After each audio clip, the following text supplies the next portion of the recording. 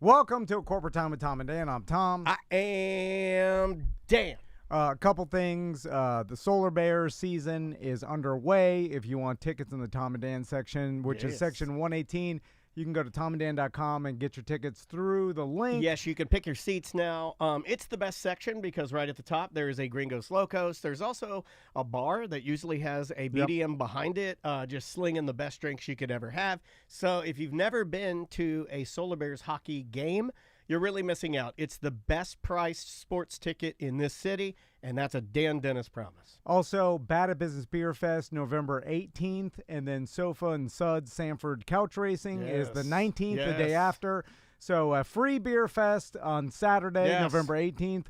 Get there at noon if you want to get your sample cup and wristband. Yeah, that's when we start giving it out. You will need the sample cups, not sex. Yeah. You're going to need a valid photo ID and try to make it a driver's license at least. Yeah. Because a lot of people try to bring, like, hey, this is my Costco card. No, we're just bring an ID. And we're giving out 2,000 sample cups. And then also Juan from Yellow Brick Road is going to be selling the full pour glasses this year next to the Tom and Dan tent. Yes. So those will be for sale, but for charity for Yellow Brick Road. So lots of different ways to get free beer. Indeed.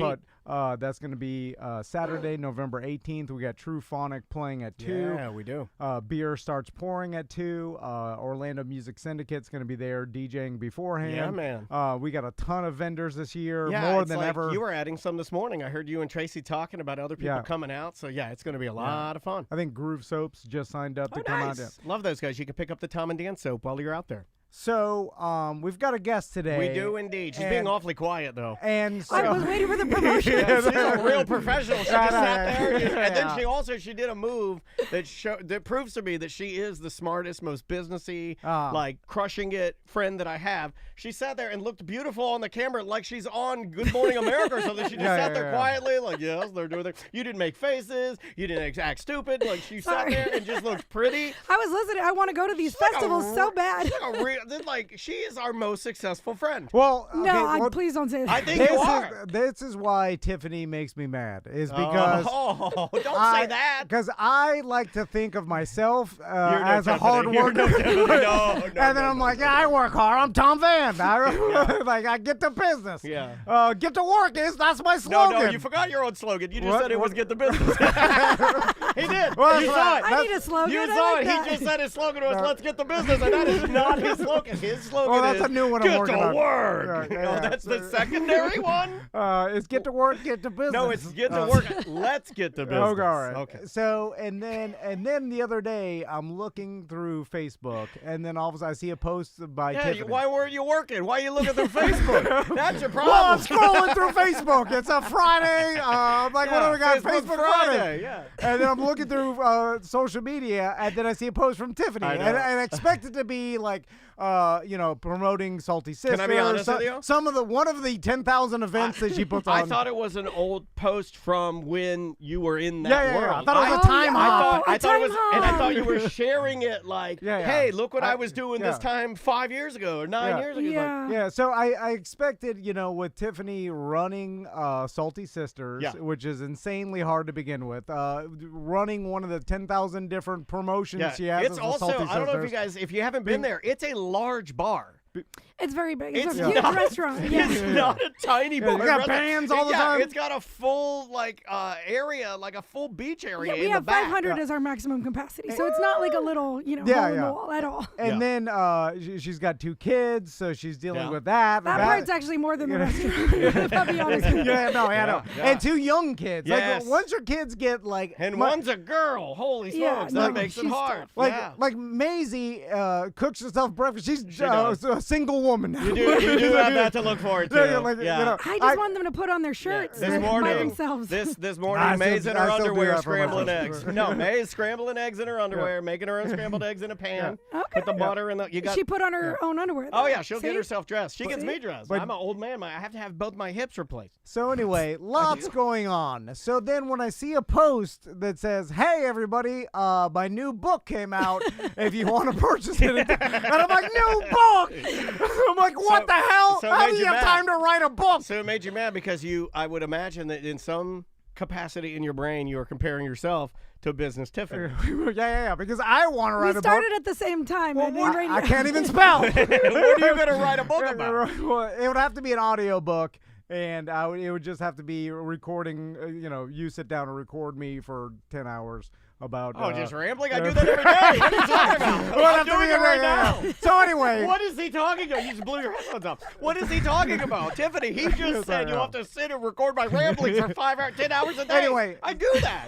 So how the hell did you find time to write a book, Tiffany? Well, let me just take you back real quick when you said you were scrolling on Facebook because it was Friday. So that's what I found myself doing. I found myself scrolling so much on once the kids went to bed, I would just sit there, put on a murder documentary and scroll on Facebook or shop, and I'm spending all this money and I'm like, why am I sitting here scrolling? I could be typing about some knowledge that I have. So, and the knowledge that I have. So rather than watching, so you took your only free time. So I have I had 2 hours a night where I don't my kids go to sleep and I decompress for 2 hours before I go to bed. And that's called the time you have for yourself, not extra working time. Oh my God, during that time I have to go to the bathroom, pretend to be going.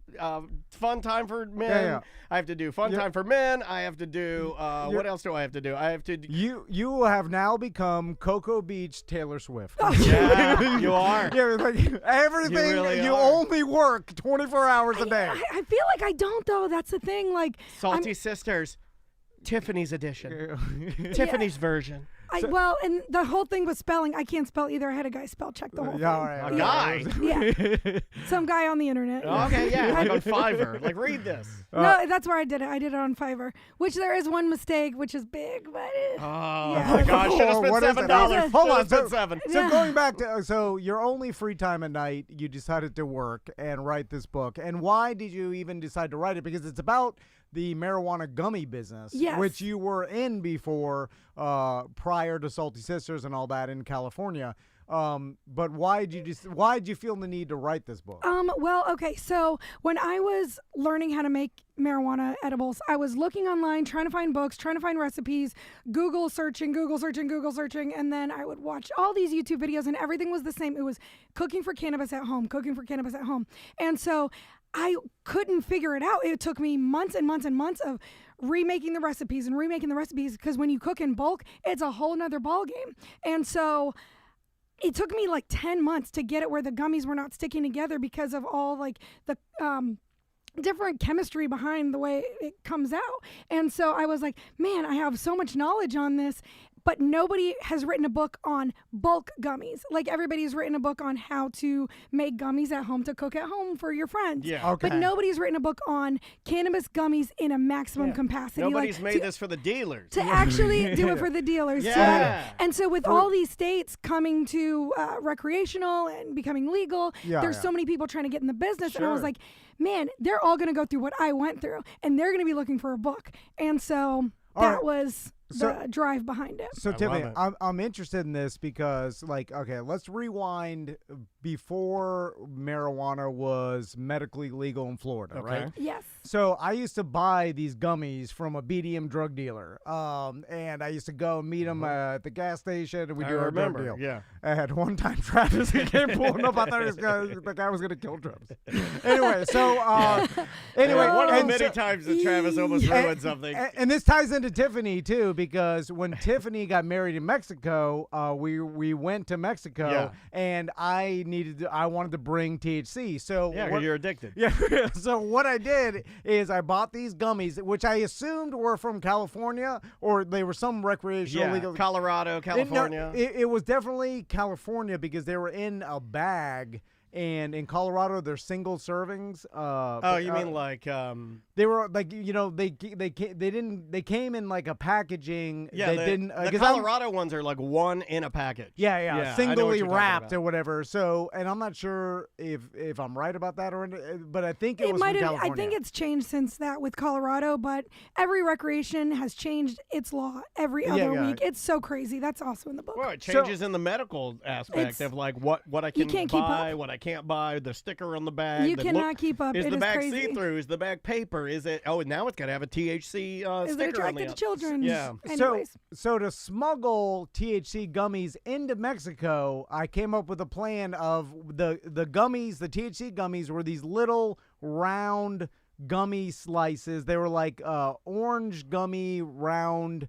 Like orange slices. Like like something like the ones your Peepaw gives you at his house. But they were round. Anyway, they were like round gummies that looked familiar. And I remember I went to CVS and I found a bag that literally was the exact same gummy. Like I'm holding them up, like so. I bought the bag of CVS gummies and I'm looking at them and I'm like, wait a minute, it looks like maybe the THC gummies, like they just bought the generic round gummies and then put THC oil on each one or something. You know what I'm saying? Right. Because they looked so similar, I was like, this wasn't made by a THC company. This was made by Jerry.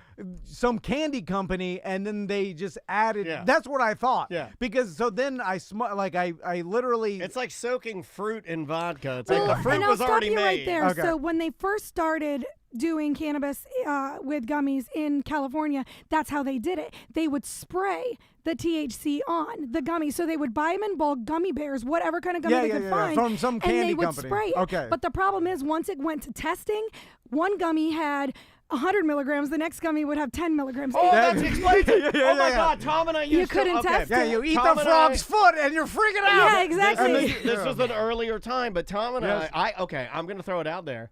I like this period of weed history better than weed history now because I enjoyed biting into it was a gummy And frog. not knowing. Tom gave me a gummy frog and I bit one little piece of it and I laid there and I'm watching a movie with Andrea and it blew my entire I levitated. I watched got the up. Skeleton Key like that. I asked Andrea. Oh my God! I told melted into the bed. I told Andrea. I looked at her. I go. I thought I was in the movie. I go. Hey, I was like, you're gonna have to. I was like, I'm not going to the hospital. I'm not gonna. But like, I want to. I remember. want to go I to the remember you hospital. telling me that story. Oh my God! Because And then there was no rhyme or reason to anything that we would ever buy. And then other times you eat half of it and do nothing. Yeah, So and then you're like, so you keep eating more and more and more, and then it hits you all of a sudden. So, anyways, that's why testing and regulation, like, yes, it was fun, but man, it was not really good for like driving and recreational use. Yeah. So that's what I talk about in my book is how to actually dose each edible to make it perfect and pass testing. Okay, and so we put a link in the. Thank you, Tracy. She put a link to your book in the chat room. Oh, I love Tracy. In case anybody wants to snag that. A couple people in there that want to gain some more knowledge. Now, it would seem like this book is very specifically for people within the industry, like recreational reading. Let me go sit by the beach. And even when I was promoting it, I was like, listen, this is not like drive toward my friends, and like even like some of my coworkers bought it to like I think just to support me, which was nice. But hey, I bought your book, damn it. Yeah. It's friggin' great. Give me better shifts. Yeah. Anyways, I know why they did it.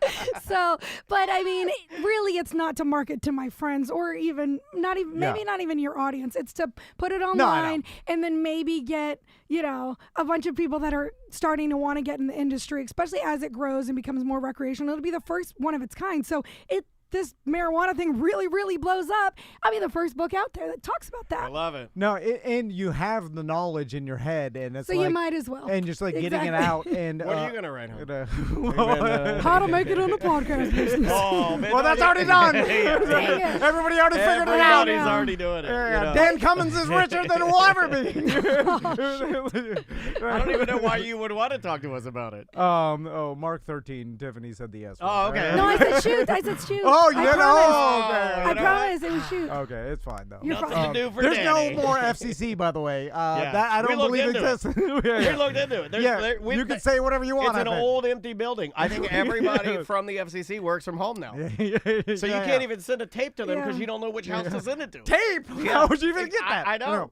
So send an MP3. So like when you go and you're organizing this book, like because for me it's like okay, you have the knowledge, but the organization to write an actual book. Yeah. It is the hard part, right? Yeah, that was. You know? So then, like, because I'm interested, regardless of who's gonna buy the book that's listening to this, because it's very specifically into the gummy industry. Is it straight facts, or did you put any like? No, there's a lot of character in it. Like me, there's a lot of me, and even the editor. So it has a tone.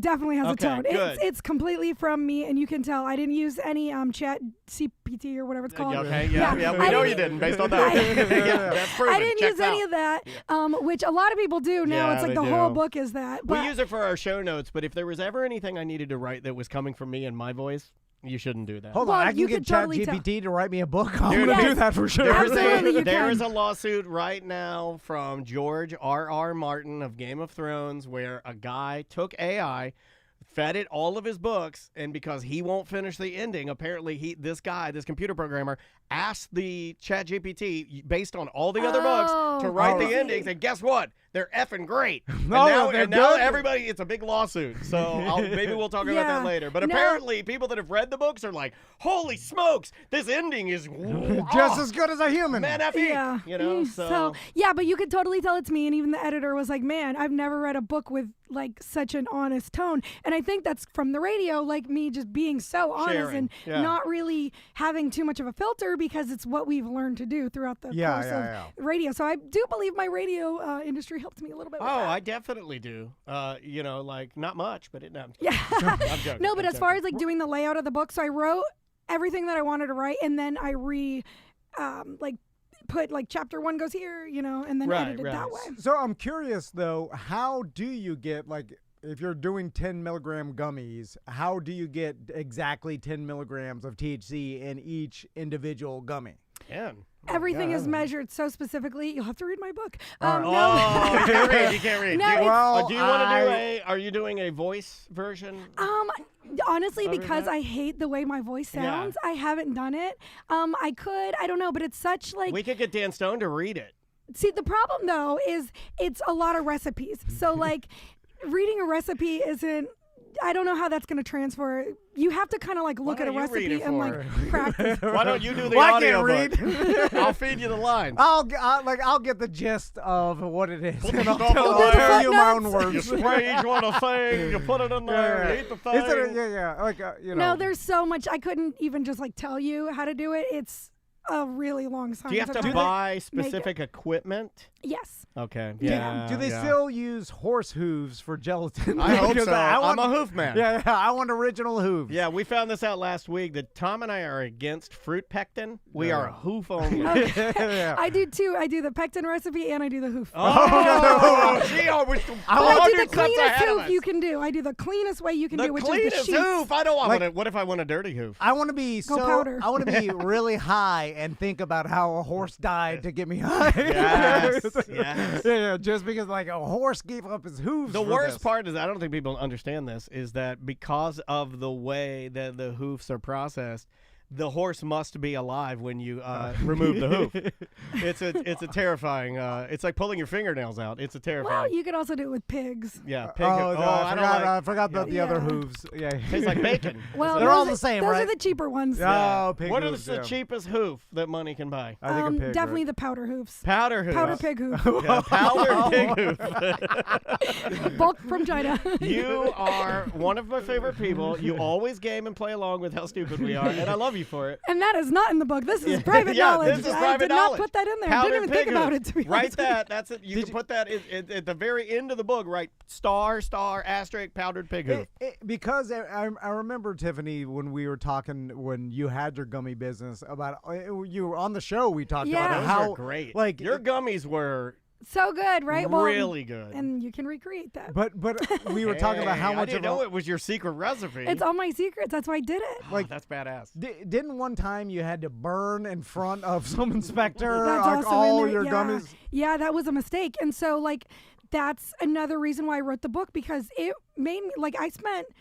God, that mistake cost me, I want to say $7,000, which was personal money. Like that was when I was singing in Vegas. So like I made, $600 every time I'd sing in Vegas. So multiply that. That's what I burned and threw in the trash worth of performing. And you know what I'm saying? Like that's what I like compared it to. Was there an inspector just standing there with his arms on his face? All right, keep burning them. While I cried in the background when I was pregnant, yes.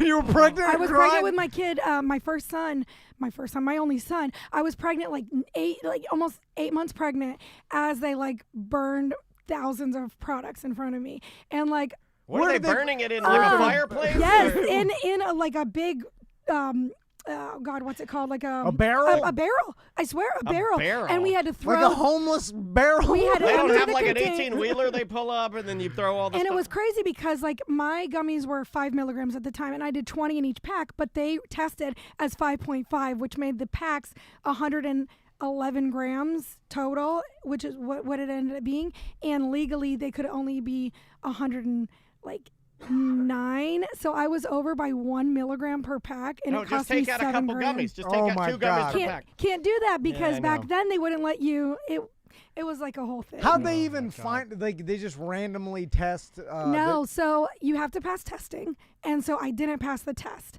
and so they knew that I had 2,500 products on the shelf ready to sell, so they wanted to make sure that I destroyed it because it did not pass the test. Ridiculous. It is crazy. It is crazy, and you can't sell it on the black market because it's already in the system, and the government knows about it. And so I always said I never worked for myself. I was always working for the government, which is why the business is very tough. And so I didn't want another person to have to throw away $7,000 worth of stuff. So I gave them extra knowledge on how to fix that. Now, 5 years later, I know how to fix these things. So that's also in the book. It's crazy how working for the government when it comes to capitalism and making money is the worst. Yeah. But if you don't want to do anything, the best. Because you could literally work for the government for the rest of your life and never report to anybody. You are not upholding those regulations, right? Like you're sitting in your truck under a tree somewhere. But if you're under government regulation, the absolute worst. And it's crazy because these edibles get tested more than your food, more than anything. And I agree with that because I love them more than my food. Yeah, but even organic, organic is tested parts per billion. These are or per million. These are tested parts per billion, which is you cannot mess up at all. And even a different lab will test your gummy at a different strength. So now you have to stick with the same lab, and there's just so much fluctuation that can screw you up in this business. And so well, it's also ridiculous when it comes to the terms of you're talking about 1 extra milligram of THC, which is not going to hurt or do anything to anybody, you know what I'm saying, in per package or whatever, when in the same government regulations there's an acceptable amount of poison that can be in foods or and hair or carcinogens. Yes, and you're allowed to give your kids all this sugar that's in all the cereal, and your kids can die from it, but you don't want to make someone have that extra milligram. Milligram, not even gram, milligram. And when they're burning it and they bring the burn barrel, do they put it in there or do they make you do it? They make us do everything. Okay, so that's sad. We're dumb. We have to pay someone to destroy it in front of us, in front of them. We had to pay a guy overtime because how long it took him to dump all these gummies, and he had to record it and then send them the recording too. And I think I could fake that. I think I could have a hole on the other side of the barrel, and as Javier walks over and he's dumping them in, they're going into what the a waste. hole. Can you get high off the smoke? Jump on this. Can you stand next to the barrel? She was pregnant. She can't stand next to the barrel. I couldn't even be involved. I couldn't even pay myself to destroy it because he's right. I was pregnant. You can't be near that, man. All the burning plastic or whatever's in. I don't even know are they burning just the gummies? They burn just the gummies. I got to keep the glasses. That was nice. Yeah, that's cool. The containers. Yeah. Is every state kind of the same when it comes to this? I believe so. Okay. So and that's another thing is I don't give any I say over and over and over, I'm not a lawyer. Check with your state, because the regulations will change every few weeks, months, days, depending on every state. But even California and Florida are so different. And I don't know what. In some states, you're only allowed 5 milligrams per gummy. Others are allowed 12. Even in Massachusetts, you're allowed to be wrong by 5%. And in California, you're allowed to be wrong by 10%. And then in, I did a consulting thing for Vegas. In Vegas, you're allowed 20% off. So it's easier to pass testing in Vegas than it is in California. 20%? That's a lot of extra THC. It is. Does that work the opposite direction, too? Like, if they test it and it comes in 20% off in the negative? Like, yes. Then you still have to destroy it, right? You still have to destroy it. Interesting. Although you'd prefer that because you could add more. You could add more gummies, but then you'd have to make sure those tested the same as that. And right. Then you're doing crazy makeup math. Exactly, which I've done before, and it's not fun. I bet. It is not fun. Well, not to switch gears totally, but let's talk about Salty Sisters. You're coming up on 1 year. That's true. Yeah, this month is when I was open for exactly a year. Congratulations. Thank you. That is when amazing. Is the day, like, you're going to have like a year anniversary? So when we did our grand opening, it was the first week of January. So I think we're going to stick with that as far as like our anniversary party. Also because the holidays are just so crazy. Like from now until December, I'm doing all the holiday parties, and we're like completely booked out for holiday parties, which is awesome. So I have like just getting my gears ready for the holidays. So we're not even going to plan that until January. Gotcha. And so from a year of running your restaurant, Salty Sisters, what have you learned?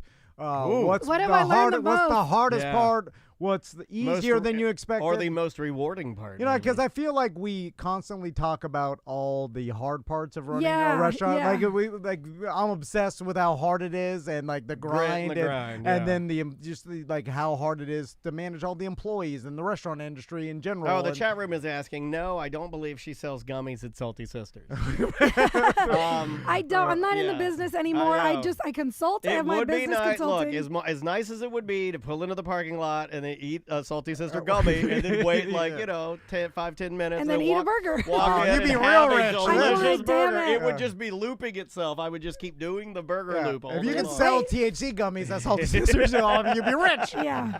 People would I never wouldn't even leave. have to write the book. Exactly. So, as far as like, the question is, what was the hardest thing, or what was the most? Is there anything that surprised me the most? Yes. Okay, so this may be weird.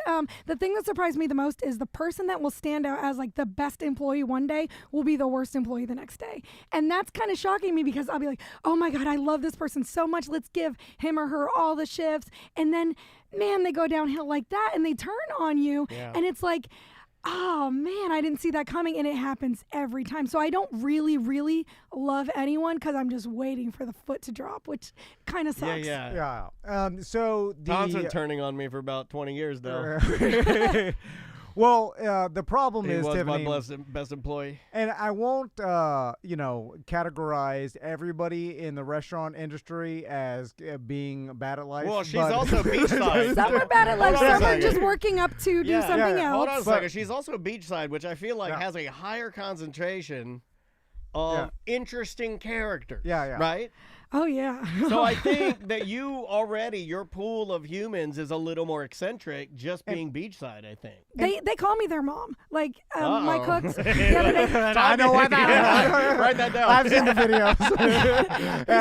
Your mom. You have to tell us what to do. Yeah. So, like, I'm definitely mom. And the mom comes in and you're like, my arms are broken. I need help. Well, maybe you just need a little release. I know. They're like, look alive, boss is here. And I'm like, oh, God. Every time when I come in, come on. There's a production company called Pure Taboo. I don't know if I know. And they put out some good quality content. Anyway, very quality. Right up there with Bareback Productions out of Titusville. So and I can speak on this because I am bad at life myself. Okay, all right. And I'm a recovering bad at life. We love you, Tom. I'll relapse every once in a while. Have you met a Cocoa Beach chef?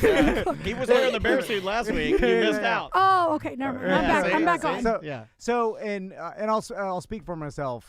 Please do. When bad at life people do something really good one day, we think, well, now we could slack off. Yeah, it's like sticking to your diet for one day, and then the next day you're like, cheat meal. You think by doing one good day, that gives you the excuse one to good then... day, two bad days. Exactly.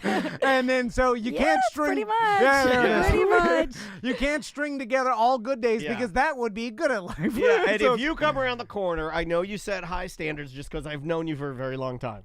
And if you give me a compliment and then you start giving me all the shifts, I think I'm the best. So for the next 2 days, I am going to F off harder than you've ever seen anybody F off. Okay, so basically I have to always tell them that they're doing horrible. I'm going to be smoking weed in the freezer. I'm not going to show. I'm going to show up late. Or rolling it right in front of me. Yeah, I can roll it right in front of you. I'm like, come on, not in front of me. Go down the street.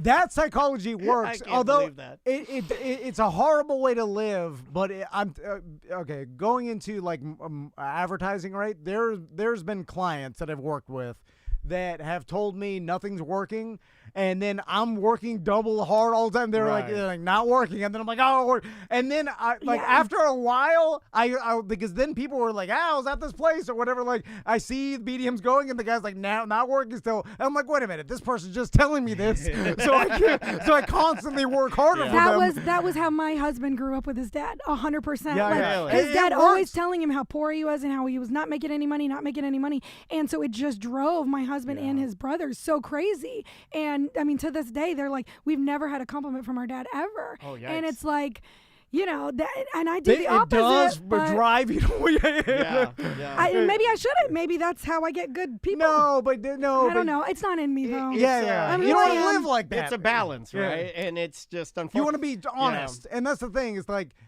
just being honest. And I think after a while, like. It being honest does pay off, because the other way, once I realized that person is just telling me it's not working, and then it is working, I gave up, because I was like, well, if they're not going to be honest with me, then this is just going to be, then this is, well, then you're wasting your time. It's a one-sided relationship. They're going to keep asking, and you're going to keep, trying your hardest. At that point, you might as well go in separate directions, which I think eventually happened. But. So, Tiffany, back to Salty Sisters. I noticed that you're constantly doing events at all times, and has that been a difference maker as far as, like, I remember, new faces or like regulars. You have yoga night, and you have trivia. Like, there's a night every single night. There is a night every single night, and that has definitely brought sales, especially like we started doing half-off wings on Wednesdays, and so that our sales went from being our worst night of the week to being our best night of the week. Oh, wow. So that definitely helped out for sure.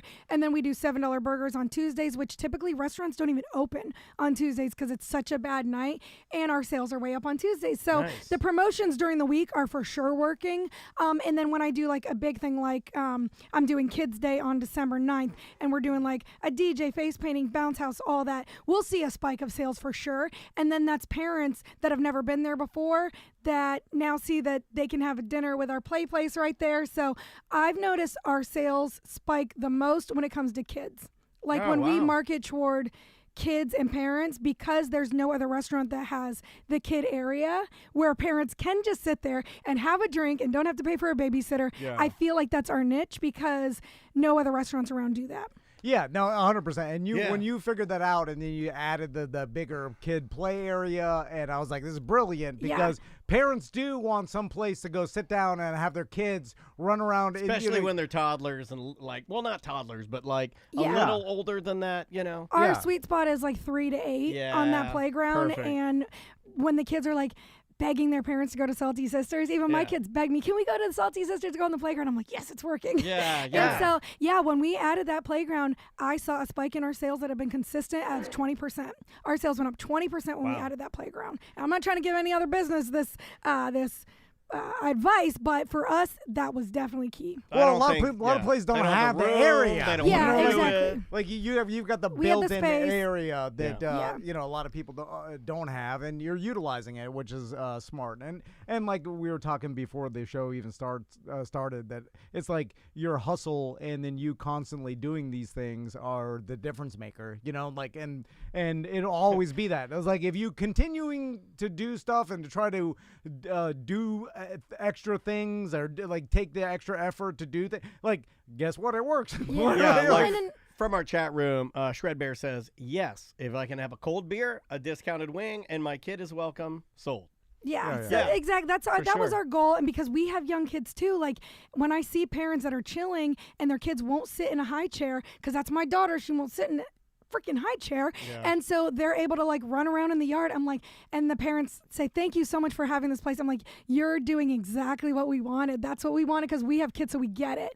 And so that was like a thing that we didn't expect going into the restaurant business. And then another thing that I didn't personally expect was having my sister is so key. And I'm not trying to like blow up her spot because I know we've been like talking about me promoting because I am the promoter of it. But because she handles the ordering and the liquor ordering and the food, and she knows how to like go back and forth with all the reps that I do not have the time to do because I'm too busy doing the promotions. She is the reason why the business works, and I'm the reason why the rest of it works, if that makes sense. Nice. So you get a good partner. And we didn't know that because most restaurants fail because of your partnership.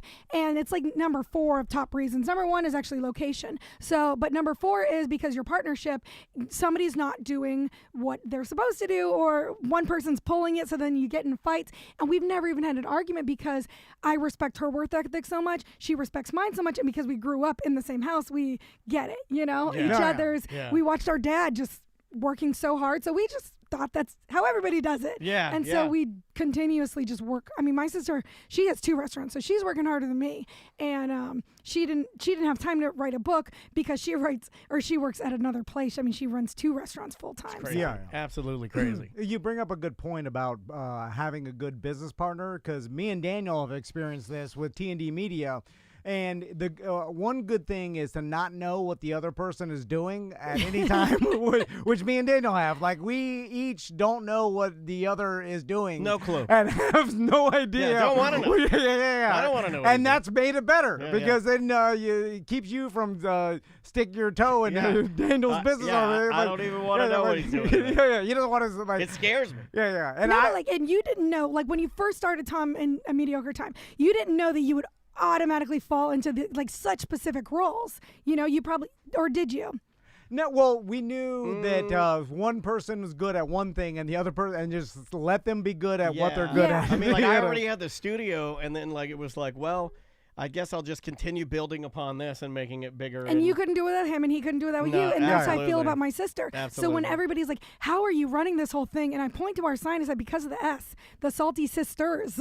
That S is how we're able to do this big of a place together. Salty Sisters. The S is for saving. The S is for save us. Because there's no way you could do that place by yourself. It's humongous. Without like at least like paying a lot of managers and stuff. And we don't have to do that yet because we're able to do you know, I do the weekends, she does the weekdays. So we're able to still do it together. But that's awesome, you man. know, It's one so day good. we'll get a break and we'll have somebody else run it. But not today. Now, the only thing I feel like your life is missing, Tiffany, and I'm waiting for Please this. give me is the Tom good at life advice. No. I'm just because you got everything. You got the business. You wrote a book. Everything. You're a great mom. All right, what's she doing wrong? And then what's she missing? I try to do date night once a month. Once a month date night. Yeah. But I'm waiting for you to get back on the mic. What, in the radio game? No, not the radio. In the band. You want singing. to start a band again? No, I'm waiting for Tiffany to be like, here we go. I'm on stage too,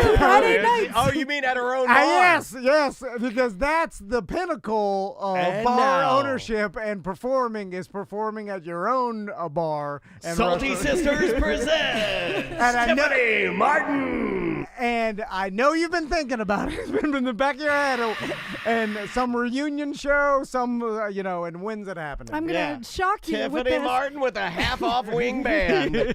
So when I first started, I thought, I'm definitely going to bring my band from Vegas. We're going to get on stage. I'm going to sing with all the bands. Like, that's what... I know. And then I assumed I was just going to get up at least once a night and sing with the band. I do miss you. What I was going to do. I do miss you performing. No BS. Like, and seriously. Then, people would love it and people would come in for it. And I thought that's what I do not have time. On Friday, Saturday nights, I am either in that kitchen or running around I just don't have time to stop and go sing with the band. Not just that, but like my voice I just don't have it anymore. I know that you're probably thinking I'm lying, but like I cannot sing good anymore. And it's a muscle. Once you don't use it, you do lose it. And I don't think I could sing. I'm not even BSing you. You could get through it though. You know what I'm saying? I mean, maybe like a really easy like rap or pop song, but I couldn't obviously do like. you haven't heard any of the acoustic beat tracks I've heard. I don't know. I don't know if you know this, but some of them are pretty bad. Because the ultimate is you managing the restaurant. You go over there with an apron like in Blues Brothers. Hold on, remember Blues Brothers? It's a really old movie, but remember Aretha Franklin, I believe, was working in the cafe, and she comes out on the street with the Blues Brothers, and they start singing. She's still in her apron singing, and it was more impactful. If you get up there, you get a little burger grease on the apron. You better sing. Yeah, what you trying to do? I don't sing like that though, man. I wish I did. One of the cooks called out saying you're making smash burgers, and you're like, hold on, I gotta go sing Hold on, I gotta go sing a song. You run out there run up on stage. and the whole staff's watching. Believe it. Hold on to the thing. You're doing it. You run back to the end. You're I hammering the wouldn't be able to do burgers. the end part. You're dumping fries. Season those up, Jerry. Season in the fries. Put them on the plate. During your lunch break, you're finishing off your second book of non-stop work. You're getting addendum. It's an addendum with all the new rules that they just have. 2024 laws. My daughter's playing on the playground. You gotta make it. You gotta go to the because I'm still a mom. Watch, mommy, watch. You gotta go over there and watch her do the monkey bars. I don't know how you do it. Yeah, non-stop, never-ending work. So, you do anything for fun, Tiffany? I see you go on the boat every once in a while. I do. I try to go on the boat. Well, and I had a manager on Sundays so I could go on my boat, and that really was bad. So now I'm having a different manager, so we'll see how it goes. But, yeah, I mean, I like the boat. I go to the beach. Well, it's getting colder now, so I go to the lazy river. I try to do something once a week with the kids. It's fun. We're going to go to the fair tonight. So, yeah, no, I do The Cocoa Beach Fair's in town? It's called Space Coast Fair. Yeah, it's like 30 minutes Space Coast Fair. What do they have there? It's just like a regular. Oh, just like a regular it's fair. Small. I would like to At go least to smaller. that. It's 30 minutes away from my house. That so. sounds great. Aren't your kids too young for the fair? I mean, they have those little kid rides. They like that. Yeah. You don't remember the little fair? I didn't think they had tiny toddler rides. Yeah, they do. Yeah, and my little daughter carnies. likes that. And little carnies that run them too, like little skinny carnies? kids with and then they draw the 5 o'clock shadow on them and make them look like they're drug addicts. It's awesome. They like the Ferris wheel. Well, if you're in or know someone that works in the gummy business and you want to check out Tiffanys book, what's the book called again? I always forget because it's such a basic title. The Gummy Edible Business. The Gummy Edible Business. She's smart. It's what somebody would Google, I think. Yeah, so smart. And it's a guide to building a cannabis gummy brand. Book secrets included. And of course, Salty Sisters is one of our watering holes. Yeah, man. Hit them up. Get a cold beer. Get a hamburger. They are doing things every single day of the week. So you can, there's going to be something going on at Salty Sisters. Drop in. Say hi. And don't bother Tiffany though; she's working. Well, you can bother me. Please say hi to me. Yeah. I always say hi to. All right, well then say hi. I to touch her. tips. Oh, that's nice. Yep. Well, Tiffany, it's great to see you. Always a pleasure. Thank you so much for always having me. Yeah, no problem. And we will be right back. Got it. We're still on Twitch and YouTube. Thank you. Thank you. On, Joey? That brought me so much joy. I felt like I was listening to the OG moment. Joey, good to see you, buddy. It brought me so much joy. Oh my God. Good to see you. I love that. Whenever I'm on the show, whenever I do radio, it does make me miss radio, which is weird. Well, you're good at it. Thanks. But I haven't found a thing you're bad at, to tell you the truth. I was bad at it when I was 18, that's for sure. Yeah, well, and we all kind of. But I also didn't know. I'm like adjusting myself on your show. Just trying to stick to eating the same shit every day. All right. You guys, man. Thank you so much for coming in. Love you. Thank you for Be good. having me. Tell your boy we said, hey, did he get a new car? He has a Corvette. Oh, yeah, I saw that. I didn't know he had that. I saw the video of him. I followed him. I'm like, why don't you have a car that you can fit 2 kids in? Because it's not cool. Tiffany, It's not nice fun. to meet you. I know, he's still trying to live it. Have a seat, buddy. Thank you so much. I'm so sorry I was running late. Oh, dude, you're fine. We had Tiff here. We're running it easy today. Thank you. Sam's out. So don't even worry about it, man. We're good. Yeah. Just I'll be back. It's good to see you. Yeah, we're probably gonna come and see you soon. Yeah. So. Like when you guys do the cruise, maybe we do like a pre-cruise party or something. Yeah. Are you Definitely. Are you going out of Cape Canaveral? And that's in September, so we could probably do something. Yes. Yeah. make yourself at home. Yeah, do your thing, dude. You're good. You're good. No. You don't even have to ask, man. Just make yourself at home. That's what it's for. Thank you. The new ones with Brendan, try those. I don't know if you're into that. Yeah, what is the Brendan beer. It is a hazy, but it's really good.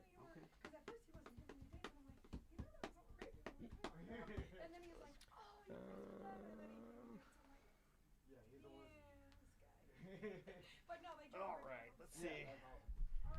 Oh yeah, the BAM. Did we put that out yet? Did Melissa do anything with those? With the BAM cameo?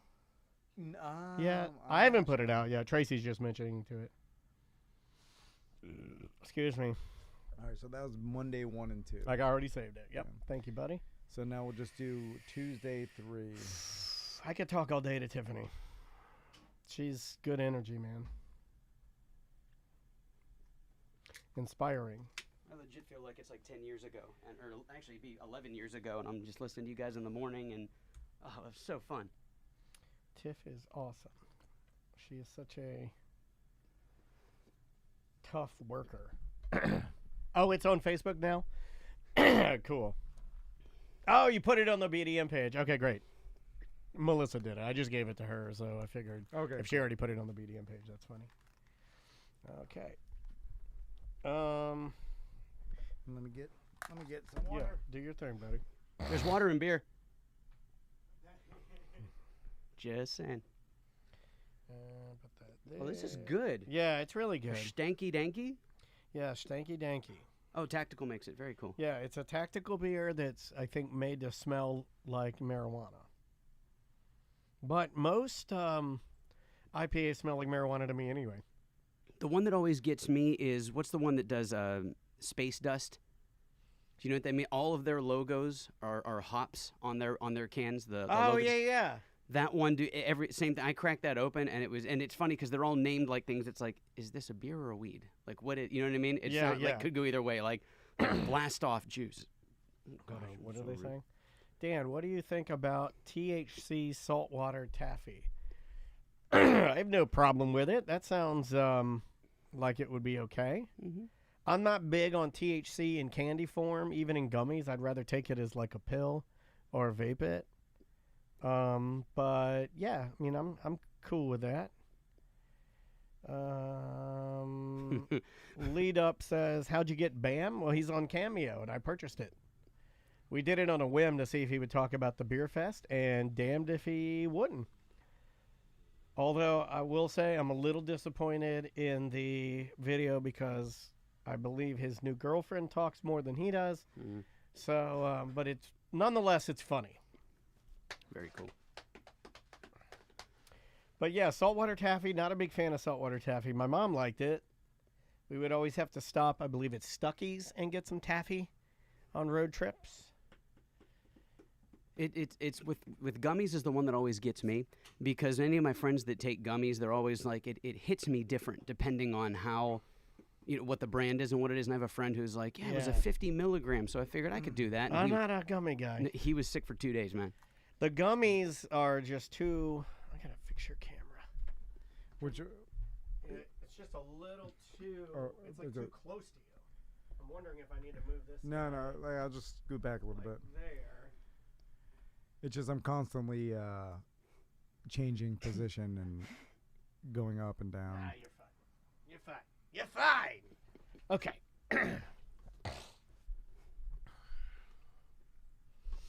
All right. Shouldn't have cut my beard. Real froggy looking. Okay. This is Tuesday 3. Tuesday 3. I will let you. I'll start this one actually. Here we go. In 3, 2. Welcome back to a corporate time. The Orlando Science Center is starting back up their Observatory Tours. Oh, man. That might be the hardest one. Hold on. Observatory Tours.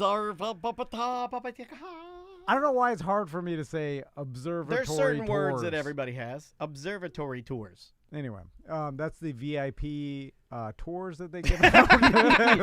Yes. Did it again. Double tours, yes. And yes. you can email groups at osc.org. I'm glad it's not groups at observatorytours.com. And mention Tom and Dan, you'll get $25 off. If you also go to osc.org/private-experiences, you can find out all the information. But we got to do it. We got to use a extremely expensive, hundreds of thousands of dollars telescope and look into the night sky. If you've never done that, I can't even hype it up enough. It's a weird, weird experience. Yeah, I mean, to see other planets through a telescope it's chilling. Is insane. Yeah, it rattles your spine a little bit. And then, bring the kids, because if they're into astronomy at all, it's cool. May loved it. So Joey's here. How you doing, Joey? What's up, guys? Always a pleasure. Thank you hitting so all the much. wrong buttons on Joey. Hey, Joey. What's up, buddy?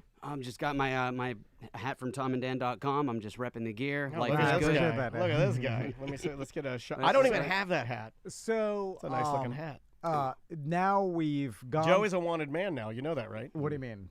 You didn't know that? Wanted by who? Okay, not to blow up your spot, Joey, but most people know what Joey does. Joey does tours for the theme parks. Rich people and important people and people with a ton of money to go through the theme parks and get the VIP awesome experience. Yeah. And Disney has said, we are now trespassing all of you guys. You're done. Oh, really? You didn't know that? Did you get the email I sent? No, you don't read emails. Hold on. I've got a bad reputation. I read emails, but if they're not interesting, I don't reply.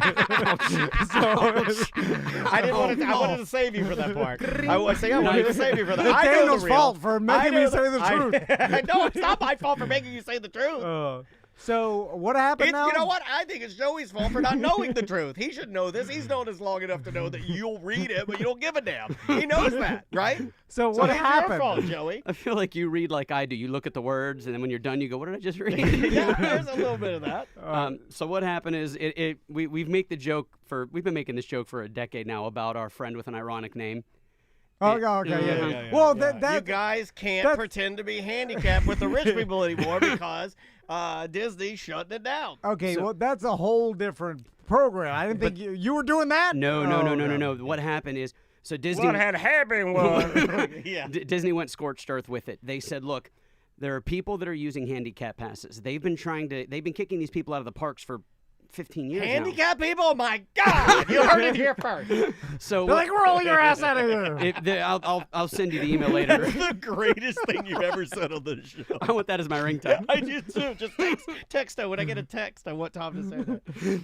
So there are people that were cheating the system, and we know a few of them personally. And it's funny when you see them in the parks. Wait a minute, don't implicate us. I don't know nothing. I'm sorry. I don't know nothing. I don't want the mouse. I don't want the mouse on me. I was sold a different bill of goods. I was like, this is a private tour for rich people. There's only been one person on this show who is an owner that has been to Disney and pretended to be handicapped. And it's not the guy who's actually handicapped on the show. No, I didn't pretend to be handicapped. I need a double thigh pass. My hips are shot. I need a placard. And there's only one. I didn't say it was you. Why are you implicating yourself? I'm just saying there's somebody in this they room didn't tell me that. has pretended to be handicapped. They just told me not to talk to anybody. They're like, don't talk to anybody. No matter what you do, never say a word to anybody. Never look at anybody and look at the crowd and they go, ugh. I was like, well, that makes this whole thing seem suspicious. Yeah. You know, like, and then you told my family this, and I thought my mother-in-law's here. If anybody asks you if you're handicapped, look at the ground real fast. My mother-in-law still holds that against me, I believe, because she's like, you know what I told her? I told her you were actually handicapped. Because she believed it. She is a very by the book, follow the rules, and she does not want to do or be involved with any scams. You made her compromise her morals and her code, her own ethics code. This is a true story. She stopped asking me for recommendations of anything. Yeah, because you would always give her some guy with an ironic name that's going to pull a scam. And it's embarrassing. How many scam artists do you think you have in your phone right now? 200, 300? I mean, I don't even know. I mean, so many. Infinity. It's infinity. Half the people with some sort of definition behind their name is scam artists. Anyway. So Disney said, Scorch Earth policy, hey, all you guys that are doing these sort of third-party VIP tours. But there has to be real handicap tours, right? I mean, that has to actually exist. It's, like I said, I'll resend you the article. I sent it to Sam, so that's actually on me. I didn't send it to you, and I apologize. Okay. It's what I happened. knew it was your fault. It's always my fault. So what they're doing is they're under the policy of, if you go to the park on your annual pass and you're doing anything for money, we have to trespass you. So the nanny services are getting trespassed. Anybody who makes a living as a blogger or vlogger, they're on the chopping block next. Anybody who is a bodyguard that isn't hired by Disney, they're on the chopping block. Disney is getting rid of anybody who uses an annual pass to go to the park and do anything other than ride Space Mountain, eat a churro, and leave. They're going to trespass them. Well, how would they enforce that? You're looking at it. But what do you mean? So what happened is a very good friend. Oh, you already got trespassed? I'm not here to talk about that right now. Right. Wow. Well, because if you are a rich, like if you offer nanny services, which I'm sure they do, there's someone around. I've seen them where the nanny's taking the kids around. Then you got to book a Disney nanny. Because they want the money. But say you're a family and then you find online, I guess they start scraping, if you advertise on social, like, hey, I'll be a nanny for the day for your kids, some rich people's kids, and then you go with them into the park, how the hell would they ever find out that you're doing that? Well, they wouldn't find you on the first time. What they've been doing is first they use your GPS. I got a very good friend of mine who was in that article. He's a great guy. He walked up to the park. He touched his annual pass, and the light went blue. And he goes, blue light. And they said, there's probably something wrong with your pass. Just head over to guest services and have them look at it for you. He walked over to guest services. They took his pass. They said, 1 moment, please. Within 30 seconds, there were 3 Disney employees and 2 Orange County police officers there. And they said, hey, we believe that you are conducting business while using an annual pass. He's like, yeah, I have a phone call. I actually called you guys last night. I called your guest service team. I said, hey, I have a job tomorrow. I'm a tour guide. I'm taking a family. And it's all on his phone. Said, I just want to know, am I permitted to be in the park tomorrow? Or are we going to have a problem? They said, no, if you're absolutely fine. It should be great. And he said, wonderful. Thank you so much. He gets to the park. He has the recording. He tries to play it, and they go, we don't know anything about that. That's not us. We didn't. Anyway, here's a big yellow piece of paper that says you're not welcome anywhere on Disney property for 1 year. Oh, wow. 1 year. Did they flag him because he ratted on himself before? You know what I'm saying? Because, by asking permission, you screwed yourself. Never ask permission. Yeah, as much as I wish it was that easy. Again, another very good friend. Yeah. He a good dude. Goes to the park, touches it, it goes blue, and they said, just head over to guest services. Maybe your payment script. Same story. He actually knew what was going to happen, and as he turned around and decided to leave instead of go to guest services, somebody jumped in line and goes, excuse me, gave him his full name, middle name, and he said, yeah, why? He goes, cool, take a walk with me. He goes, I don't want to. He said, no, take a walk with me, and as he tried to walk away, there was an Orange County police officer, and they're like, you're not going to want to go anywhere, buddy. We got to have a little talk. Gave him his trespass papers. I don't like that. I don't either. Don't be strong. How are they finding out? Are they just do they have some people that have that Disney hired to start looking into who's offering these tours? I mean, you could probably find them online by searching Disney tours online or whatever, and then they just get the person's name and then get their face. And then put it in the system, and then now anytime they show up, they red flag them? Yeah, I guess you could do that. Disney's facial recognition software is absurd. Another guy usually has a big, thick, bushy beard, wore a hat, shaved his face, wore some Buddy Holly sunglasses, long sleeves to cover tattoo. I'm talking this dude, if you looked at him the morning before and the morning of, he looked like 2 different people. And this is in your community of Disney tour people. Yes, and these are all good people. These are people that don't use handicap passes. When Disney started trespassing people, it goes all the way back to March. Is that all it takes to make you a good person? Because I'm a good person. I am a very good. I used it one time. After my mom died, I used it one time. One time. And it was to pick something up. It was like food. But what's so crazy is if you even read in the article, it even says the one guy who they did this interview, or some insider called, and they were asking all these people, will you go on record and speak your piece?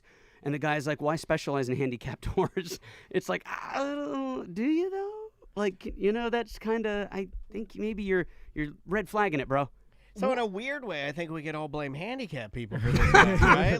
That's what I'm hearing. This has nothing to do with the VIP. So essentially, Disney's just trying to clean up all this third-party people that are making money. They're not getting a cut. They want you to use Disney services. Yeah, which it's no different than this microphone. Which is going to be way more expensive. And I'll give you an example, though. It's no different than this microphone. They just released a new version of this microphone. Yeah. That it's the exact same microphone as this. Exactly the same. And they threw an extra $100 on it. Do you want to know why? This doesn't have enough active gain. In order to use this mic, you need to add a third-party cloud lifter or something within the chain. Okay. Well, sure, just like Disney is like, we're getting zero cut out of the pregame, and you guys are all using our mics. No, we're gonna put the preamp in the mic. That's the only difference in the microphone now.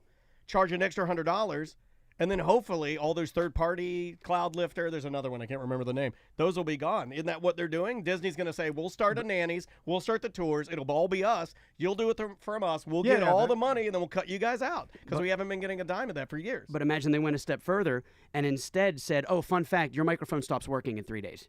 So either buy the new microphone or that one's dead. Oh, right. Okay, yeah, I see what you're saying. Yeah, your analogy was perfect, bro. Like that's exactly what they've done. But yeah, I mean, I guess that is within their rights. I mean, like, now, I don't know. I don't know how that works. Although it does seem to me, though, like, because Joey, you've built up a he has regulars and a clientele. I swear, I want to call you the king of segues. This is where I was going next. Okay, well, you've built up like a clientele, like a database of people you've worked with already, which I'm sure want to work with you again. And so that tells me, though, it's like you showing up with the family and. As long as you say, I'm not working, I'm here for the day, there's no way for them to really prove that you're giving a tour with this family, right? I mean, or... Can they trespass anybody they want? So if you're just showing up there all the time and you continue to give them the answer, yeah, I'm just in the park, can they get mad at that answer and be like... Or can they be like, you're talking to this family, they're my friends. Yeah, well, I mean, like, at that point, it could be like, you are such a pain in our ass that we're going to trespass you no matter what, and we can. Is it something like that? That's how they're doing it. They're basically just saying, excuse me, they're basically just saying that there's a sea of people out there that are doing our job. Now, like I said, to this day, I'm a battered housewife. I still can't say anything bad about Disney. I can't say anything bad. They're trespassing some really good people, and I still can't say anything bad about them. It's why I moved here. I moved here to perform at Disney 20 years ago. I love this place. Yeah. But what the problem is they see us as a hindrance. Whereas half of my clients, I'm still working. I'm still in the park every day. Look at my social media. But now all of my families are like, well, I guess we're going to Universal. Gotcha. So all of these families, my buddy, again, from the article, I'll send it to you, his families have all just said, well, Disney doesn't understand. I think he's been in this for 8 years now. Because I've been 14 years I've been doing this. Yeah. So after 8 years, they're coming back. These families come back every year. They're regulars. And they said, well, the kids are older anyway. I guess we're going to Universal Studios instead. And he's like, okay, so instead of doing 4 days at Disney, we'll do 2 days at Universal, 1 day at SeaWorld, and we'll go to Busch Gardens, I guess. Right. So it's a shame Disney's losing money because they think that people are going to say, well, if that guy can't go to the park, then I guess we'll just use Disney. But that's not the case. And also think about how much more expensive it would be going through a Disney employee. And you know what I'm saying? God, triple the cost, probably. Triple the cost, and also not as of a cool experience with a regular. You know what I'm saying? Yeah, Rather than like a Disney employee that's like got to do the Disney employee thing. You know what I'm saying? It's not truly. It won't be truly it's special. Super corporate. Yeah. It becomes very corporate, not like a private tour from a person that's done this all their life. Now you're just gonna get a Disney employee giving the tour, which is for sure going to be less of a good experience because now I guess the Disney employee maybe you pay for like the front of the lines and the whole I don't thing. even know if they can. They don't. They put you in the lightning lane. They do what we do. They just the difference. In a nutshell, the difference between a third-party guide and a Disney employee. If you're a third-party guide, you tell the family the order they're going to do the rides. Because you have to book lightning lanes and schedule this and schedule that and put them here. If you're a Disney employee, you tell them what ride you want to do. If the kid says, I want to do Space Mountain, they go, okay, let's go to Space Mountain. If the kid tells me, I want to do Space Mountain, you say, well, I've actually booked us a spot between 9 and 10 a.m., so we're going to go do the Cars and Buzz Lightyear, then we're going to go to Space Mountain. Gotcha. You're because that's the whole point of you taking the families is you know the system better than anybody because you've been in it for so long, and that's the whole thing. So what's the next step, Joey? What are you going to do? Like, is this because if you get trespassed, is that a forever thing? No, it's so my trespass. If I was trespassed, it would be for 1 year, and I can appeal it. So I have the ability to... My God, and Mickey Mouse is a judge, and he's like, okay, everyone calm down. So what would happen is if you're trespassed, after 1 year, you can appeal it. But there's a lot of talks going on right now that I'll keep you updated on as the months come by. There's a whole they did this in California about a decade ago. In California, it got to the point where people weren't even booking Disney guides; they were just booking third-party guides for that exact reason. If an 8-year-old says, "Is It's a Small World any good?" If you're a Disney guide, you're going to say, "Well, this is a masterful piece of work that Walt Disney blah blah." Yeah, you're going to give the corporate line. If an 8-year-old asks me, "Is It's a Small World any good?" I'm going to go, "What do you need, a 13-minute air-conditioned nap?" And they go, "No." I said, "No, that sucks." Yeah, you're telling the truth. Yeah. For Shooting the from the hip, loose cannon. It definitely gives you less options as a consumer, which is a negative to anybody who likes Disney and likes this stuff. It also puts you in the category okay, let's say the Dennises book you, right? Okay. For our Magic Kingdom, we walk in, this is under the new rules and everything. When we get into the park, if the blue light comes on or something happens, pardon me, is the family trespass too? No, the family's good to go. But what's a bummer is, and again, in this article I'll send you, I'll put it in the BDM page, they even said it. It was so embarrassing. The guide, he's a nice, I can say his name because it says it in the article. His name is Nick. He's one of my best friends. Great dude. He walked up, the light went blue. The family goes green. They're standing there watching him as a cop comes up, gives him a yellow piece of paper and says, "We have to escort you off property." Watching him. Can you imagine the scene that Disney just made? They trespassed a guy who is literally rent an uncle. He's the coolest dude. He's a girl dad. He's so kind. And the family's like, "Where are you going?" He goes, I just got trespassed. I can't take you. I guess I'll call you." And the family's like, What? So Disney just wrecked that family's vacation. And to prove a point, and it's such a shame. So we must not forget that Disney is a billion-dollar corporation that's cutthroat, and it's all about the business, bottom line, and what's easier for them, to contain. And so now, I guess beyond this, Joey, we were moving out of Halloween, getting into Christmas time. Yep. And what's the biggest things happening at the parks coming up? I will say, now that Halloween Horror Nights is over, I'm bummed. Me and Gemma went 23 times this year. 23 times? Yep. My God. 23 times. It was amazing. Congratulations to the Yeti House for being the house of the year. It was the house that's super campy. Everybody's dressed like Yetis, and you're in Canada walking through a trailer park, and these Yetis jump out and attack you. So congratulations to them. And congratulations to Strebor Roberts for being the Scarecter of the Year. He was Dr. Oddfellow in the scare zone where he looked like he was in the jungle, and he had a green skull that would glow, and he would walk up to people and try to steal their souls. It's so congratulations. Pretty cool. Yeah, that was a cool look. After 20 times, Joey, do you walk in and you're like, oh my God, werewolf again. You're like, got me. This again? Are you tired of it? It's one of those things where, very similar to whenever I would go to the Magic Kingdom and you walk into the park and you're with a family and there's a 5-year-old who sees Mickey for the first time and their face lights up and they're so damn happy, and you're just like, it restores your love of it. Okay. So for my wife, being that she's from the UK, this is our first horror nights together. Every day. Look at that bloody werewolf over there. She teases me because I keep going, "You're all right," every time You're it's all on. right. You're all right. Look, it's Art the Clown. It's Art the Clown he is. I love you guys. Well, I like Art the Clown. I'm getting into the Terrifier franchise. Oh, okay. It's so gory. It's so gory.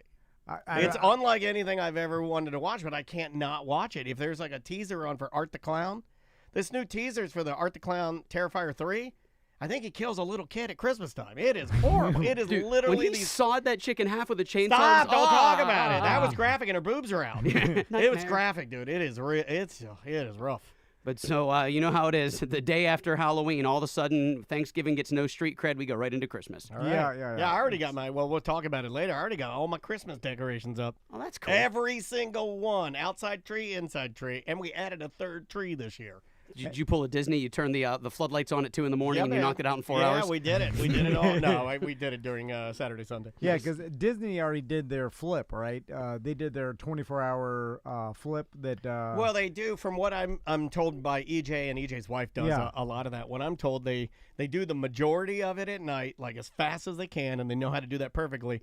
And then they'll eke out the other stuff as like the other nights roll. They'll like go and kind of finish it. It'll still spider web a little bit, but most of it's already done, right? Oh yeah, they knock it out. I think they knock it out in 2 nights. Also, speaking of EJ, because I didn't forget, Alcoholic Lex Luthor checking in, bro. Yeah, there we go. Okay, yeah, all right. Are you giving some sort of oh my stand God, up? the race war. Stand by, stand out? Yeah. No, last time he said that. What are you taking off your head? Remember whenever... It's okay to steal the podium now, guys. Get in there.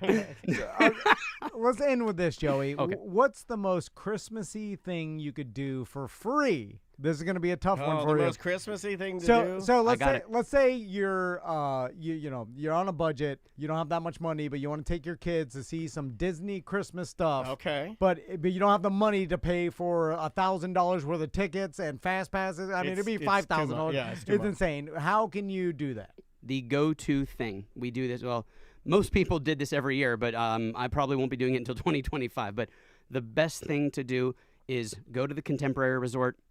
Go to Disney's Grand Floridian, park at the hotel, walk inside, go to the gingerbread house. They have a gingerbread house made out of gingerbread.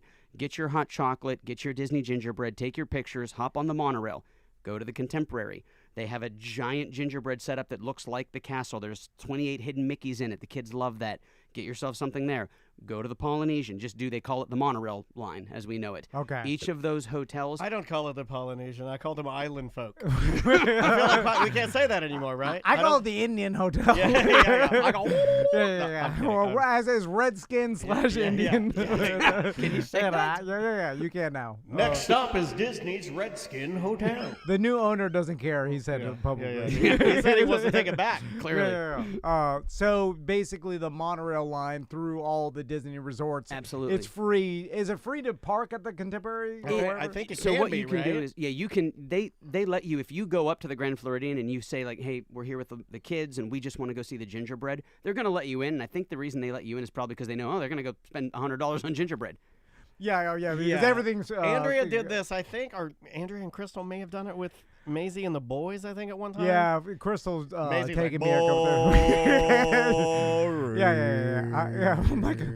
Yeah. I said never do what the poor people do. Let's get a guy to pretend we're handicapped. You know in Titanic when the rich girl was like, I want to go see how the poor people have fun, and they're having more fun than the rich people. That is not true. That's not true. Like rich people have way more fun. Yeah, she goes down to the bottom deck, and what are they doing? Playing cards, and there's a guy with a fiddle. They're just like dancing around like a bunch of idiots. Because when you're riding the monorail around to the hotels, I'm like, what would be better than this? Staying in the hotel and going to the park. Way better, like 20 times better. Yeah, Maisie's like, what's behind the wall? I'm like, the fun stuff. We're in here looking at a goddamn gingerbread because Joey told us to do this stupid gingerbread. We're riding free public transportation. Let's go ride the subway and eat stale bread. To hotels, the lobbies we're not staying in.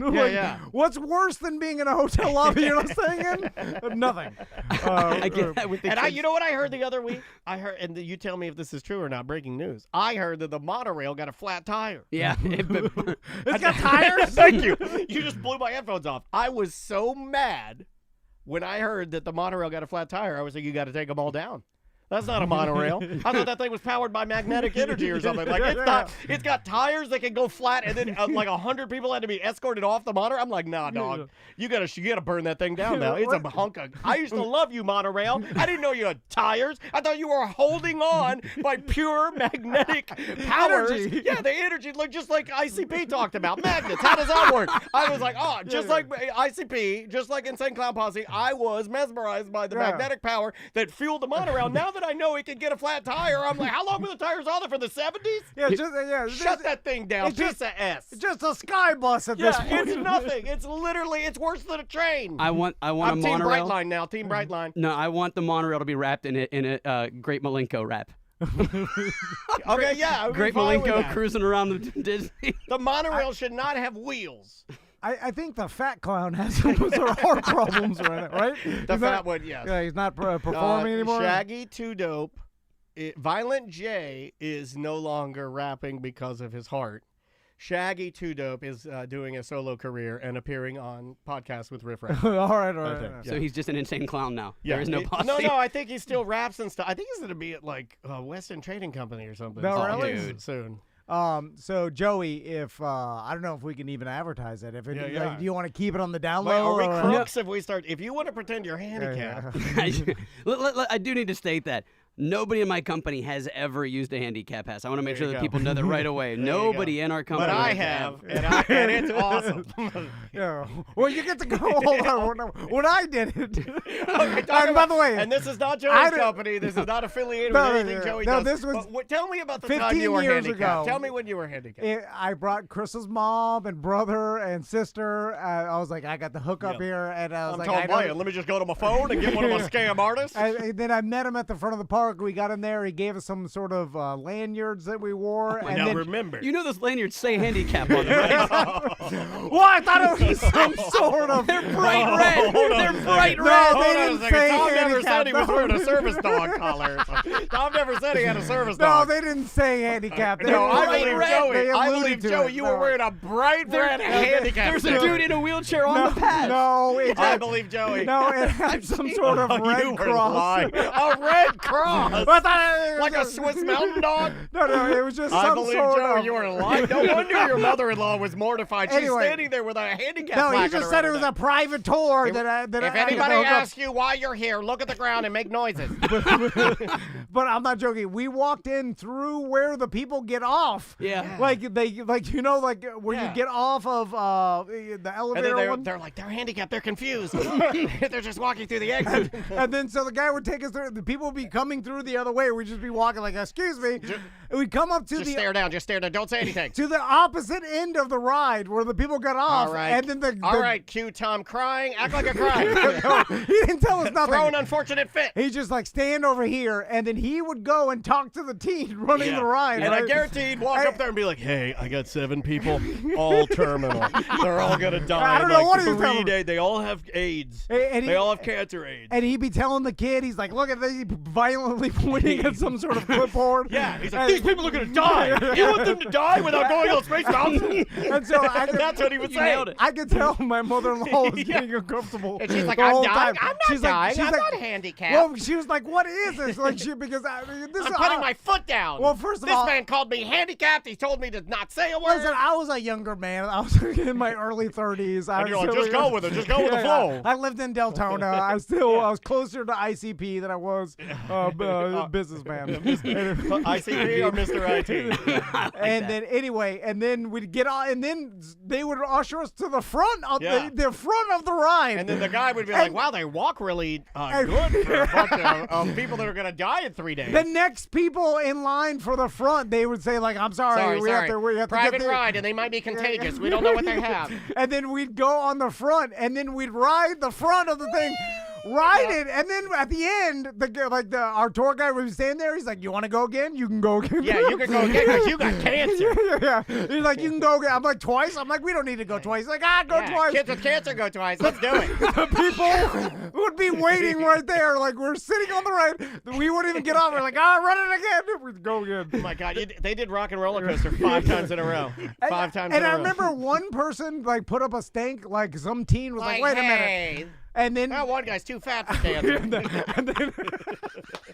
He's big. He's legitimately big. And then our tour guide was like, let's get that. Yeah, they're onto us. Somebody cry. Cry. Make noises. And he's like, whatever you do, don't talk to anybody. And I thought it was weird. My so people couldn't figure out that you weren't handicapped. Yeah. But anyway, the one that it was awesome. We rode every ride. The front. I bet it was awesome. The whole thing took like, I'm not joking, 1 hour and a half to ride every ride at Universal. This was at Universal, by the way. Yeah. Oh, they'll let you do it there. Yeah. It's a little different there. Every Islands of Adventure and regular Universal, every ride an hour and a half. God. Like it was insane. That's amazing. But I never. See, now I got to tell you, that would be worth getting kicked out. Maybe like it'd be worth it to try and do it. Well, then when I found out that it was a scam and the person was like. Basically using handicap passes, you know, I felt horrible. But what can I do? It's already done. It's already been done. What am I supposed to do? Go back and get my rides back? And like Anthony Hopkins said, regrets? I don't have time for regrets. I live my life. I try to be a good person. I try to do a good job, but I can't. You didn't tell me that. That's water under the bridge. Yeah. I can't go back in time and change the fact that I wasn't handicapped in the line for a Hulk coaster. I can't change that. I did get suspicious. At a certain point, I was like, why ask any questions? Like, what am I going to start, Chris Hansening this guy about what he's doing? I'm just like, dude, you're getting the hookup. You don't ruin the hookup. Anyway, sorry, Joe. It was like that whenever that same guy that we're talking about, after he got trespassed and he came back in, immediately started doing it again, but now he has a golden retriever with him. Yeah! And I see him now and I just laugh. I'm like, you scumbag. You gotta up it. You gotta up the. The dog doesn't do anything. It's doo-dooing everywhere. Biting, snapping at people. He's got the vest and kids are petting it. It's like, please don't pet me. I have that vest. I have that vest for Dansby. Dansby has the vest. He has the ID card that like hangs off of a lanyard on his collar. He has the collar. He has the leash. The whole nine. What got funnier is when that guy started taking celebrities. And like he took celebrities. He took one of them. Tom Hanks and his family. Yeah. I do like the idea of making Lady Gaga pretend to be handicapped. That was the laugh. He took a friggin' picture from a very famous baseball team that I'll tell you later. And this dude is like, you know who he is. That's a dated reference. But I'll stand behind Nolan Ryan. It was Tom and Randy Johnson. But imagine walking up the ramp with this guy who's clearly an athlete and he's famous, and if you're from his town, you're like, no, and he's like handicapped. Everybody's handicapped in here. Handicapped, let him on. It's a Randy Johnson. You look up and you recognize the guy. You look over, it's a white-faced Sammy Sosa. He's bleached his head, and you're like, "This is Sammy Sosa handicapped." What about the ride? He's carrying his kids. This handicapped man can throw his lanyard 60 miles an hour. He's got that strength. He's got the strength. He could throw an E.T. doll 45 through a wall. Oh my God! Don't take him over to the carnival games. Holy smoke! It was a funny bit. This guy, how many minions did he win? This guy won 100 minions. And it's just the people he takes, these celebrities, and it's like, is that so and so from that movie? And it's like, no. And then he quotes the movie, and it's like, I'm pretty sure that's him. No, it's not him. It's not him. Just the guy looks like him. It's definitely not him. So Joey, you want to let everybody know how they can find you? Or? Yeah, like I said, I was always I'm not afraid to say it. I was like Horror Nights 23 times. Universal's my jam. We still, there's still a lot of great companies out there that are doing Universal, SeaWorld. If your kids are 4 and 5, we'll drive you to Legoland. We do all the way down to Tampa. We'll go to Busch Gardens. If you want to gamble, I'll take you on the Victory Casino cruise. We still do that. These are all things you can do. Just reach out to me. Joey. What about Fun Spot? Will you show me through Fun Spot? I'll give you $20 and tell you how to do Fun Spot. Yeah, Fun Spot. The best part about Fun Spot is just finding the areas to dodge adjacent cigarette smoke. You know, whoosh. He's like whoosh. You know, and vapes. There's vapes. High concentration. Dude, that was the funniest thing. But you know what they have at Fun Spot? No lie. They have a whole banquet room. When you walk into it, it has a bar bigger than the Amway. Like the bar, it's a humongous mega bar, and that's where they put their Santa Claus. Yeah. And I don't know if you guys remember this, but Fun Spot bid on getting the best-looking Santa Claus from Millennia, and they pilfered Millennia Santa and had him at Fun Spot. Oh, dude, you want to talk Santa? You got to go West Oaks Mall Santa. He's in overalls. He looks like a farmer. That's like Big Tim Murphy out there. I like standing in line and just breathing in two-stroke smoke the entire time. I'm like, man, it's smoky. Even though shouldn't hold the smoke in here. I don't understand. It stays there. It's wet. Very wet in there. Well, having a bar at Fun Spot's like having that restaurant at the Kennedy Space Center where it's like, dine with an astronaut. And it's just this guy who's like, he walks around and he's like, hey, I'm an astronaut. And it's like, what's up? Was it fun? Yup. Can I get my steak now? It feels so bad for those guys. Are there any other theme parks that we have? I mean, like... Gatorland. I guess doesn't have any rides, but it's Gatorland. That's more of like a zip line. zoo. Yeah, they got the zip line. They've done a lot of good stuff. They have. I mean, and I know Savannah's out there, and like apparently they have really become quite the gym. One of our guides, Zach, he is one of the Gator wrestlers. He's been in a commercial with Savannah. He's a good dude. He's one of our guides. Very cool. And then they're opening up that new Nintendo World, right? Dude, when 2025? when they open up Epic Universe, I'm not even going to see Disney for 4 years. These families are going to lose their minds. You can do a Universal trip at that point. Epic Universe is going to be bigger than Universal and Islands of Adventure and City Walk combined. It might as well be a whole nother theme park. Really? Yeah, it's going to be insane. They got Nintendo Land. They're going to have How to Train Your Dragons Land. They're going to have a Universal Movie Monster Land. Let's go back to How to Train Your Dragons Land. I feel like that's 20 years too late land. Right? I mean, like... It's the equivalent of Disney putting an Avatar ride in 10 years after the ride came out. Why do they do that? Don't give us the old stuff. Although the Avatar it's a franchise, I guess, that's hugely popular with kids. I like the Avatar world. When I went and I first experienced that on Disney property, I was a little sad that they didn't have like real nude Na'vi women walking around. Sex with tails. Yeah, but I just want them, with the smooth. I just want them walking around, like some Na'vi. The thing about Avatar Land that's kind of a bummer is that it is gorgeous at night when it's dark and it's all fluorescent, but the park closes at 5 o'clock. So they put all this time and money into making the land super pretty and awesome, and you can't see it because the park opens when it's light and closes when it's still light. It is weird that there's some parks that close like at 5 or whatever, and it's like, man, all the money you're missing out on if this thing was open till 10, right? Like, so like you're to 5 hours of income. So I was told this one time a long time ago when I first met you and I was a tour guide at the Hard Rock Cafe. That's how long I've known you. It's so cool. It's been 14, 15 years. Yeah, that's a long time. And I can remember the mezzanine at the Hard Rock at that time. It cost $10,000 to open and run it. So if they weren't going to make at least $10,000, the upstairs wouldn't open because it was a loss. That's how it is at the theme parks. Let's say it costs $50,000 an hour to run the electricity or $100,000 an hour to run the electricity. You have to have at least 20,000 people in the park. Animal Kingdom is a park that is so easy to do that if for families that I really liked, that wanted to do 3 days with me, but they were still going to Animal Kingdom, I would literally, as a courtesy, text them, and I would say, all right, Animal Kingdom, here's what you're going to do. You're going to get a lightning lane for Avatar. You're going to get a lightning lane for the safari. You're going to do the Avatar ride in the boat, do the Avatar ride that everybody likes, do the safari, the Expedition Everest, Dinosaur, and leave. That's the whole park. Well, what about the animals? Don't you want to see some animals? Honestly, you're doing the safari. I can see those online. They're on the safari. Dude. But the rides, I do think a little bit like that. It's like if I want to see a lion, do I want to see a zoo lion or do I want to ride the rides? Because there's lions at the zoo. You know, like even Sanford's got a couple of lions. I can say it because I won't say the family's name. I'll never forget. A lot of the clients that I have are very wealthy. Was it Fagarelli? Love you, I bet you it was Fagarelli, wasn't it? Because that's a weird one to say. The most shameful Italian I've been name. thinking about that. We used to have a... Okay. I love you, man. So a lot of the families Don't make me snort at that word. Look, we used to have a show joke with that. It popped up into my dreams last night. What? Slambone Fagarelli. It was a real person. I was looking to the first name. It popped into my dreams last night. That and Fluffy Pancake. Yeah, Fluffy Pancake. Two favorite names. Yeah. But they're all real. A lot of these clients are so wealthy that when I say, like, oh, we're going to Animal Kingdom, and they go, what are we doing? I go, we're going to do a safari. We said, oh, we did one of those in Africa. We're going to go see Festival of the Lion King. We saw that in New York on Broadway.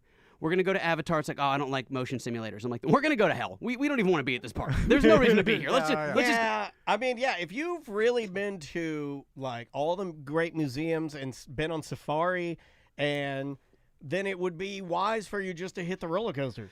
I got the lady that I can only describe her as someone that I think your pop would appreciate. Okay. Big boobies. Well, she was a grandma, but so anyway, we're there. She's very wealthy. We're on the safari, and the guy's like, "Look to your right, the okapi is here. Isn't that a beautiful animal?" And the kid goes, "Grandma, didn't we shoot one of them?" And she goes, "Be careful, honey. There's a lot of weird tree huggers here. You gotta be careful about saying that in public." And the whole time, there's a rhino. There's a rhino over there, Grandma. Did we shoot one of them? No, baby. Those are extinct. We don't talk about what we do. Conservative grandma. There she is. But Marge shot. She's calling out all these people are listening to him talk about the animals he shot instead of the kid who's like, "Look to the left, you'll see an African rhino." And she's like, "Yeah, we didn't shoot one of them, baby. Shh, be quiet. Be quiet. There's a lot of people here that ask questions." Florida likes guns, though. There's probably a couple people in that bus that are like, yeah. Yeah, it was really cool. What's the next new ride coming out in, like, let's say Universal? Are they building one currently? Well, hopefully they'll drop a bomb on Fast and the Furious and make that into an actual ride. Okay. But aside from that, it's just pretty much Nintendo Land's basically already done, from what I'm told. So it's Universal probably won't do much outside of Epic Universe for a while. What's the ride at Nintendo Land? Are you?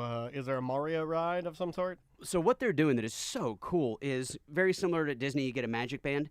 At Epic Universe, you're going to get a band, and you walk around and you actually jump up and hit blocks like Mario. It'll make a ding noise, and then you have to complete 3 levels. So you have to ride 3 rides, and when you do, you get a pass to go into Bowser's Castle. You're basically playing Super Mario 1 from the 80s.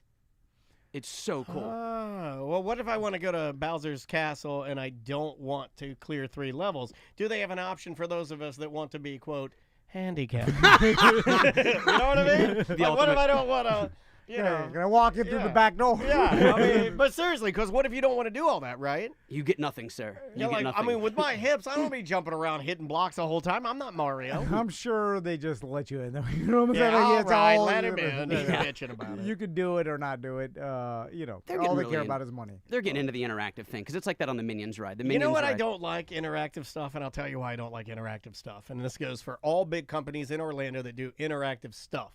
Your stuff's always broken. Yeah. I don't like interactive stuff. I don't want to. When you tell me, hey, you're going to be able to walk around the park and hit blocks like Mario, I'm like, yeah, it'll work for 3 days. Then some chungus will smack it and break it. Some people that don't care. People will carve their name in it, put a swastika up there, something garbage. Too make it look many like people. Yeah, there's too many weirdos that don't respect things, and it's going to be trashed, and it's going to be broken, and it's going to suck. Or you get like Buzz Lightyear at the Magic Kingdom, where you're on it and it's broken, so it keeps listing to one side, and you got to hit the thing to bring it back. Right, and right. And Disney said, "Oh no, we did that on purpose to make the game harder for people." It's like you're so full of ass. You're lying. No, you know, it's didn't. kind of like the Yeti you didn't fix. Yeah, You they're like, know? oh, the Yeti doesn't swing his arm anymore because he's not angry. He doesn't swing his arm anymore because you don't want to fork over $1 million. You Yeah, a-hole. exactly. Because the thing was poorly designed, and you don't want to just admit that. Oh, Anyway, speaking of poorly designed, have you seen the Moana thing yet? no. Oh no. my gosh, at Epcot, that Moana thing. The water one? They're like, it's magical. What you do is you walk over to the water and you put your hand over it. Oh, I and think the water... Sam likes it. I think she Oh, just all right, I got to be Dude, nice we then. talked about yeah, this. yeah, we didn't talked about this, and Sam was like, I love it. It's so dumb. Yeah. You put your hand over the water and it sprays your hand. It's like, you got to step on the button for the water to work. And they said, well, it's magical. It's not magic, it's science. Are you That's kidding just a me? water fountain. I didn't like those water fountains when I was a kid, the ones you have to step on and then drink the water. I was like, I don't trust those. I like No. to turn it with my hand. Well, Joey, we appreciate you coming by. Yeah, Always. I thank love you, you guys. Hopefully your job doesn't get taken from you. Yeah, because I I feel know. like you No, know, I'm still, like I said, I'm good. I'm busy. I'm in the parks every day. Follow me on social media at the Joey Mazzant, Mazzant. Reach out to me for advice. If you want to do Disney, I can still text you a play-by-play. I don't hate the company. I just I hate that what they're doing to good, hardworking people. So yeah, if you're a BDM and you want to reach out to Joey just for tips and tricks with the parks, I mean, Joey's the nicest guy you've ever Oh, met. he'll and he'll hook you up. share you the know. knowledge for sure. Absolutely. Or if you want to get a tour from him, it makes it easier. Especially if you don't want to plan it yourself. It's like a pain in the ass as a dad to go to these parks. Like, just hire Joey to take you Exactly. through. All right, we'll be right back. All right. I think we screwed that up. Do you want to do the ending again? And Well, I can adjust it. I mean, it's That was the easy. end. We'll see you tomorrow. Yeah. Yeah. I'll just do it. Yeah. Here we go. We'll see you tomorrow. It's just that easy. Okay, guys. I guess it's lunchtime. Yep. And we'll see you over on Facebook. Yep, on the So- BDM show.